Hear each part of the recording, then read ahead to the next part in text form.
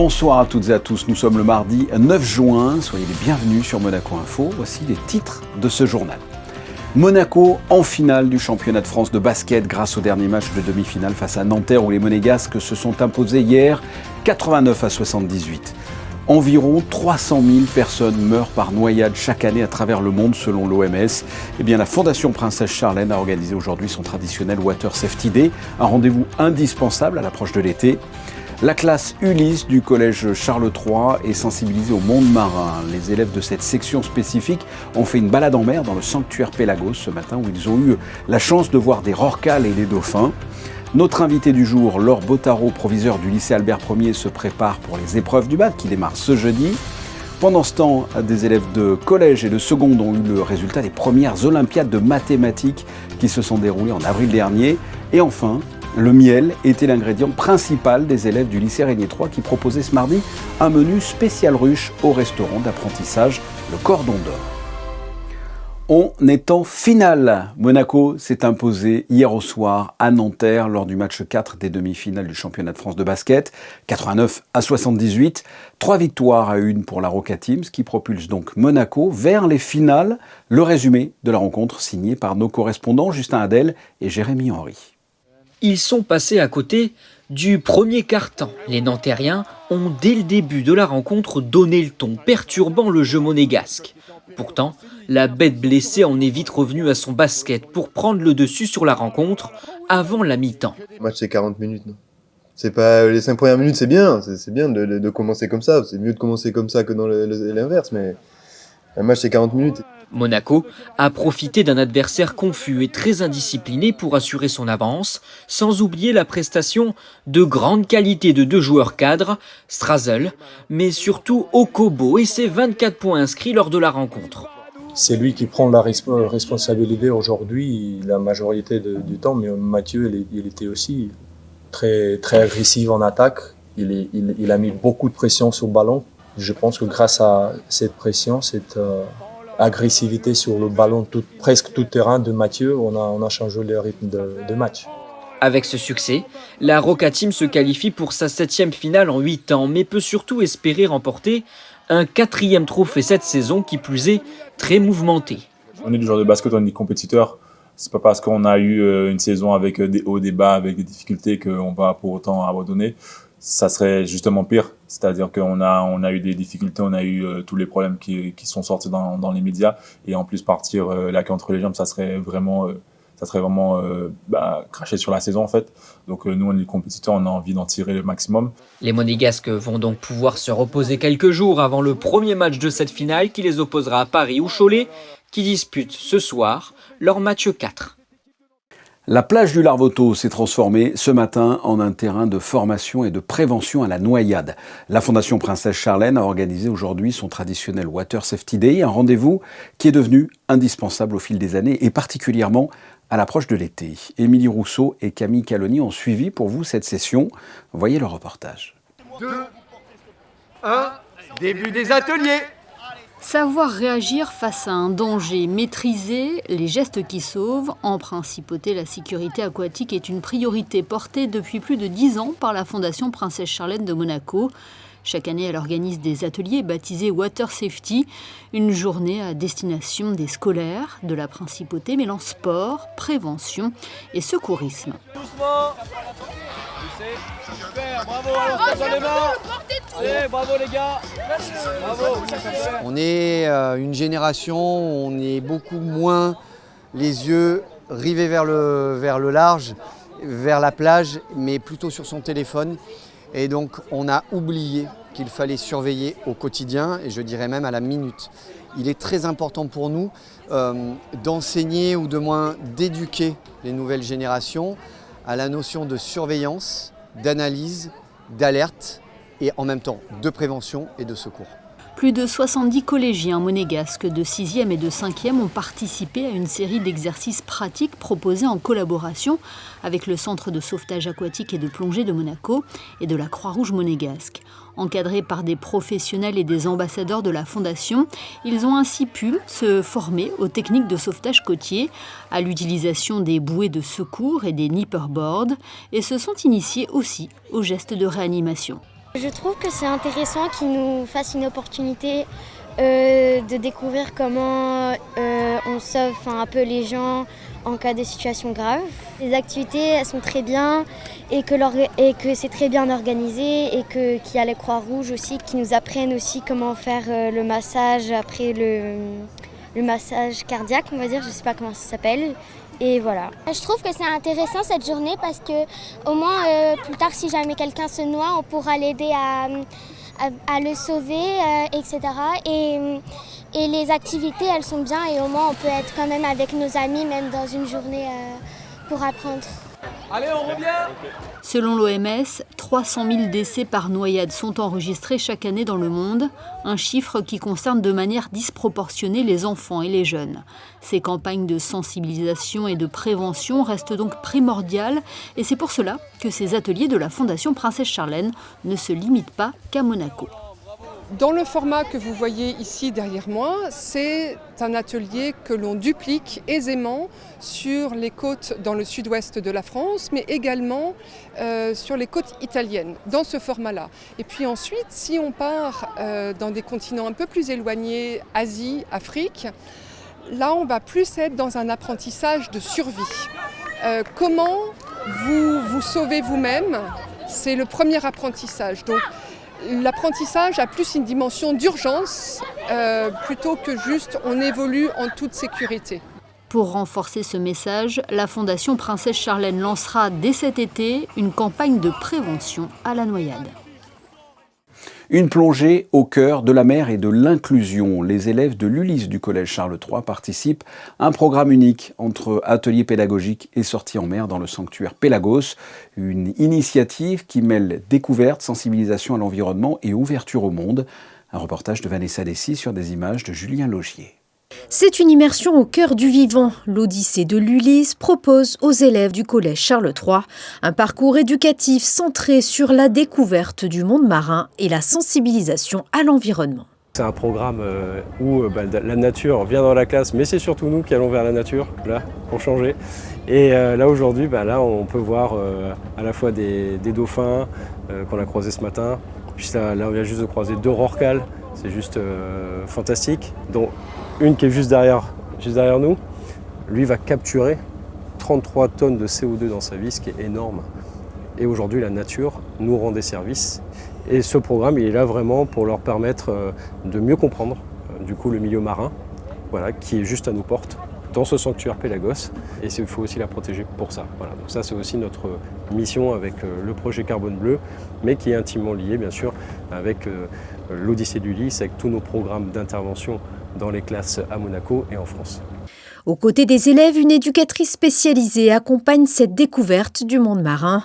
Entre émerveillement et apprentissage, elle partage avec les jeunes cette immersion au contact de la biodiversité méditerranéenne. Une expérience aussi enrichissante sur le plan humain qu'éducatif. Écoutez, c'est une aventure extraordinaire qu'on mène depuis 2 ans. Et qu'on essaye d'enrichir en fait d'année en année. Et pour nous, c'est vraiment une expérience de partage avec les différents intervenants du projet, que ce soit Olivier, que ce soit le pêcheur qu'on a rencontré, que ce soit là les capitaines du bateau, où est-ce que chacun nous apporte leur regard sur la Méditerranée, la protection, l'environnement. On sent que ça a un réel impact et c'est tout ce qu'on cherche parce que finalement, on participe chacun à notre niveau après à cette sauvegarde du paysage. Donc dès qu'il y a quelque chose à faire, ils sont toujours partie prenante. Donc c'est vraiment très très chouette. Soutenu par la Fondation Prince Albert II et la Direction de l'Éducation nationale de la jeunesse et des sports, l'Odyssée de l'Ulysse valorise l'apprentissage par l'expérience et met en lumière la richesse de la biodiversité locale jusqu'à l'observation des cétacés au large des côtes, une initiative qui conjugue inclusion, pédagogie et conscience écologique. Et puisque l'on vient de voir cette sortie en mer avec ces magnifiques images, sachez que nous célébrions hier, le lundi 8 juin, la journée mondiale de l'océan instituée par l'ONU. À cette occasion, vous le voyez, le Palais Princier, le Conseil national et le musée océanographique étaient illuminés de bleu hier au soir. Les épreuves du bac pour les classes de première débutent en fin de semaine, ce jeudi pour les épreuves de français et jusqu'à la semaine prochaine pour les élèves de terminale. Une année particulière pour les lycéens à Albert Ier. Avec nous ce soir, pour en discuter, nous sommes avec le proviseur du lycée Albert Ier, Laure Bottaro, bonsoir. Bonsoir Fabien Bolina. Vous êtes dans les starting blocks, j'imagine. Tout est prêt pour le bac ? Oui, on est vraiment dans les starting blocks. On a des équipes qui organisent la mise en place de toutes les salles. Donc il faut savoir que stratégiquement, c'est une organisation de pointe puisque les élèves ont été mis en salle de manière précise. Et aujourd'hui, ce que l'on fait, c'est que l'on colle les étiquettes d'anonymat sur les tables pour que les élèves sachent exactement où ils sont assis et que ça nous permette une organisation la plus fine possible. Alors, comme moi je suis d'une ancienne génération, rappelez-moi un peu quel est le calendrier, quelles sont les dates à retenir pour les épreuves du bac, parce que ça a un petit peu changé par rapport à mon époque. Effectivement. Alors, nous commençons les épreuves écrites ce jeudi. Donc, jeudi 11, on commence avec les épreuves anticipées de français qui débuteront à 8h du matin. Le lendemain, jeudi 12, nous aurons les épreuves anticipées de mathématiques. C'est une nouvelle épreuve qui est cette année au calendrier français. Vous avez les élèves, quelle que soit leur filière, quelle que soit leur spécialité, qui vont passer une épreuve de mathématiques de façon anticipée. Et la fameuse épreuve de philo, j'imagine, c'est quand ça ? Lundi prochain, l'épreuve de philosophie. Le lendemain, le 16, le premier jour d'épreuve de spécialité. Et le lendemain, le 17, le deuxième jour d'épreuve de spécialité. Et cette année a été particulière, hein, ça n'a pas été une mince affaire, ça a même été un gros challenge avec les travaux au lycée Albert Ier.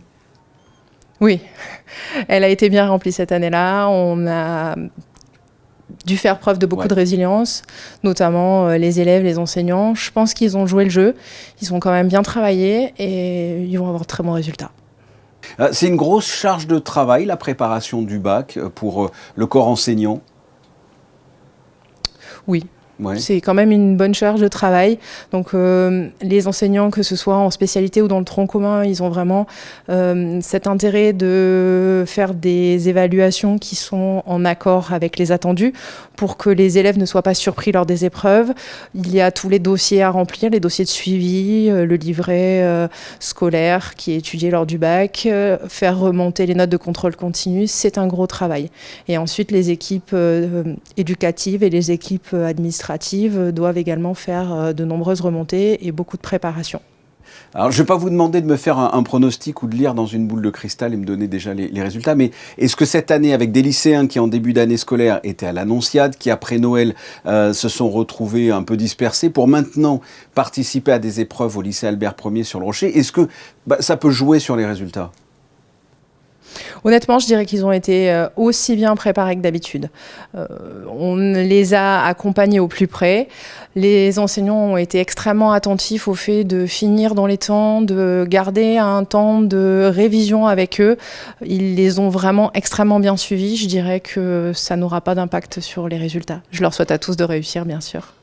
Et dans quel état d'esprit, d'ailleurs, vous êtes le jour des épreuves ? Vous faites de l'empathie ? Vous stressez avec les élèves ? Je dirais que je passe le bac tous les jours des épreuves écrites, comme si c'était moi. Ah, l'enfer. À ce point-là ? Ben oui, on est stressé pour ceux qui sont en retard, on est attentif au fait de bien faire attention à la distribution des sujets, qu'on n'ait oublié personne. On répète la veille, on relit les listes pour être sûr de ne pas avoir oublié un élève dans une salle. C'est assez stressant comme exercice. Apparemment, d'après ce que vous me dites, tout a l'air d'être prêt. Eh bien, nous suivrons donc les résultats du baccalauréat 2026 de près, comme chaque année sur Monaco Info. Laure Bottaro, merci d'avoir répondu à mes questions. Merci à vous, je vous souhaite une belle soirée. Et après avoir passé les examens, les résultats et les liesses de joie pour ceux qui auront obtenu leur bac, eh bien, ça sera le mardi 7 juillet, comme chaque année, devant le lycée. Ce n'est pas l'examen du bac, mais c'était une véritable compétition. La première édition des Olympiades monégasques de mathématiques a rendu son verdict. Les élèves des différents établissements scolaires ont passé le concours au mois d'avril. L'idée a rencontré un franc succès et ce matin a eu lieu la remise des prix. Reportage signé Alban Jean-Jambre et Thomas Deus. Sur les 289 élèves inscrits, ce sont eux qui obtiennent les meilleurs résultats. Quelques semaines plus tôt, ces élèves de 6e, 5e et seconde participaient aux premières Olympiades monégasques de mathématiques, un concours qui les confronte aux maths différemment des cours de classe pour les challenger. Il n'y avait pas de méthode qu'on devait utiliser, il fallait inventer un peu la méthode qu'on utilisait. C'était très créatif, c'est pas si rigide que cours de mathématiques. Très fière de moi déjà parce que je m'attendais vraiment pas à être là. Je suis un peu soulagée en même temps de me dire que je peux être là et je mérite d'être là. Voir les mathématiques autrement, c'était tout l'objectif de ces Olympiades. Un succès pour cette édition, la première d'une longue série. Notre but aujourd'hui, c'est de les convaincre qu'ils peuvent s'amuser avec des mathématiques. On est surtout satisfait de l'engouement derrière, c'est-à-dire que les élèves ils continuent d'en parler en classe, ils continuent d'en parler avec leur famille. Donc l'engouement après le concours est encore plus intéressant que l'engouement avant, puisqu'ils ont vu ce que c'était et ils ont apprécié. Donner le goût de la recherche et de la réflexion logique dès le plus jeune âge, mission accomplie avec ces Olympiades. Nous allons peut-être vous mettre l'eau à la bouche à présent avec le travail des élèves de la section hôtellerie du lycée Régnier 3 qui proposait ce mardi un menu autour de la ruche au restaurant d'apprentissage Le Cordon d'Or. Le reportage est signé Alexandra Pani et Arnaud Imbert. En cuisine, l'on s'affaire pour proposer ce jour-là un menu composé autour de l'univers des abeilles. Pollen, hydromel et miel de Monaco, fournis par la direction de l'aménagement urbain, viendront sublimer les plats préparés par les élèves de seconde du lycée Régnier 3. Moi, je trouvais que c'était une bonne idée de choisir le miel. Je trouvais ça intéressant et assez original. Du coup, j'ai choisi ça. On fait des plats sur ce qu'on appelle les Happy Days. Donc, c'est des plats composés de miel, etc. Par exemple, il peut y avoir de la propolis, de la cire, du miel et tout ce qui est en rapport avec la ruche en fait. En entrée, il y a une salade tomate mozza revisitée en millefeuille. En plat, c'est un magret de canard au miel, je crois, avec un wok de légumes et une chips de patates douces. Et en dessert, il y a des madeleines au miel, une panna cotta avec du miel aussi et une tarte aux pommes avec du miel. Ce menu s'inscrit dans le cadre d'un projet pédagogique pour 3 élèves qu'ils présenteront dans 2 ans au baccalauréat et animé par les professeurs de cuisine et de français. C'est un projet qui s'est inscrit dans un cours de co-intervention français-cuisine, mais qui forcément en appelle à d'autres disciplines pour la décoration, pour la mise en place du menu, les produits de la ruche. Quels sont-ils? Comment les utiliser? Comment les travailler en cuisine? Comment les sublimer aussi? Ça leur permet aussi de faire la promotion et une argumentation commerciale autour des produits qu'ils ont utilisés et annoncer aussi les rencontres de vendredi et samedi autour du miel sur la principauté. En salle, l'on se prépare également à recevoir les clients du restaurant. Sur les tables, l'on retrouve la thématique du menu avec de la lavande et des abeilles. C'est un projet sur 3 ans. Ça parle des abeilles. Aujourd'hui, c'est sur le thème sur le restaurant. On va faire avec 35 couverts. Et on avait un thème, on devait tout organiser aujourd'hui. Et après, on devra en parler sur 3 ans et faire d'autres choses dessus. Aujourd'hui, du coup, c'est Happy Days. Et on a fait un thème un peu, par exemple, sur les tables, des abeilles, tout ça. Et les plats aussi seront... Il y aura du miel, des choses comme ça. Je les responsabilise, ils vont avoir leurs clients, ils vont avoir une prise de commande à faire, ils vont avoir un service à gérer sur mes consignes que j'ai données ce matin. Et puis après, à moi de faire ils feront des erreurs, certainement, hein, c'est une école. Je vais donc gérer, corriger au fur et à mesure, leur dire ce qui va pas. Et puis ils vont débuter le service par une prise de commande et une argumentation commerciale, comme ça se fait dans tous les restaurants, jusqu'à la fin du repas où ils vont proposer, enfin pas proposer, mais donner l'addition aux clients. Des exercices pratiques qui leur permettent de développer leurs connaissances acquises en cours. Ce menu autour du miel était l'occasion également de présenter les journées Happy Days aux clients du restaurant d'application Le Cordon d'Or. On rappelle justement que les journées Happy Days se tiendront sur les terrasses de Fontvieille les vendredis 12 et samedi 13 juin. Mais que diable allait-il faire dans cette galère? Vous connaissez peut-être cette célèbre tirade des Fourberies de Scapin. Eh bien, cette pièce est jouée cette semaine au Théâtre des Muses pour clôturer la saison. Une troupe de 5 comédiens, musiciens et chanteurs s'empare d'une des comédies les plus drôles de Molière, revisitée en musique. Les Fourberies de Scapin au Théâtre des Muses, jeudi, vendredi et samedi à 20h et ce dimanche 14h30 et 17h. Nous en avons parlé dans cette édition et ce sont les photos de fin de journal, le Water Safety Day organisé par la Fondation Princesse Charlène pour éviter les noyades à l'approche de l'été. Ce sont des photos de Stéphane Dana. À suivre, la météo de Christinda Petit-Homel. Je vous souhaite de passer une excellente soirée. Portez-vous bien. À demain.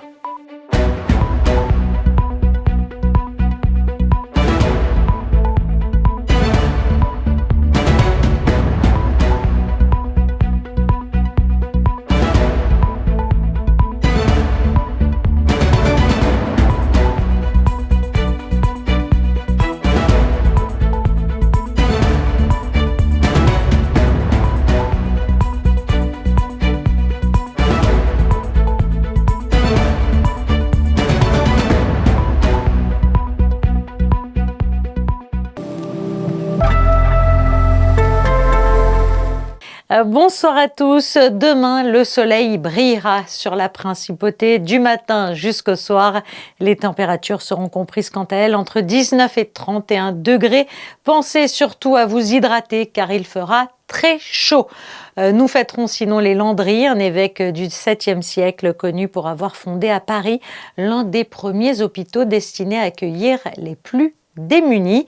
Et puis, sinon, le chiffre du jour à retenir demain, les sources monégasques couvrent entre 25 et 50% de la consommation d'eau de la principauté.